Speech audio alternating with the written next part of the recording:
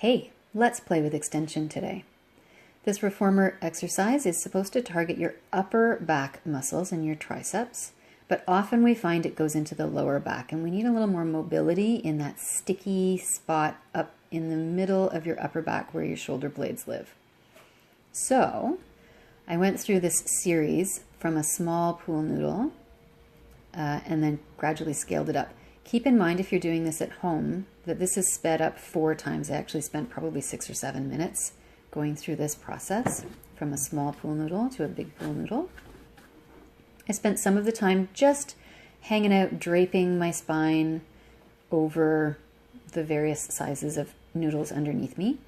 And then I would shift to bringing my hands behind my head and keeping my chin sliding down towards my chest as I draped back, just to make sure that I wasn't really getting mostly into moving my neck up and down.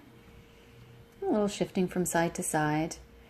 And as I do this, I don't know if you can see, I'm trying to keep the base of my ribs draping down towards the floor rather than getting into a big shear forward of my ribs. So then we go from a soft pool noodle to the harder half dome, higher and also a little bit more firm underneath my spine and my back muscles. So you can see my base of my ribs is a little higher now, held a little bit more away from the floor. It gives me more space, bigger range, potential range. And again, a little bit of time just draped over, a little bit of time rolling a little back and forth from side to side.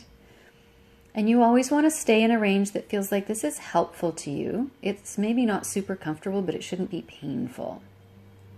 And we're looking to get, again, movement into that part of your spine that lives between your shoulder blades.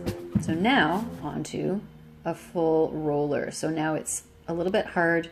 It's fully round, so it's less stable and it's higher. So now there's no way my ribs are going to get onto the floor, but it's changing the input for my brain and for my tissues, and again trying to find a space where it feels like it's productive, not painful.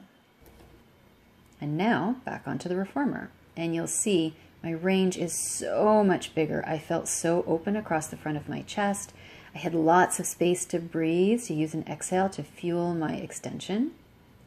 I had no discomfort at all in my lower back. I was able to move through the range.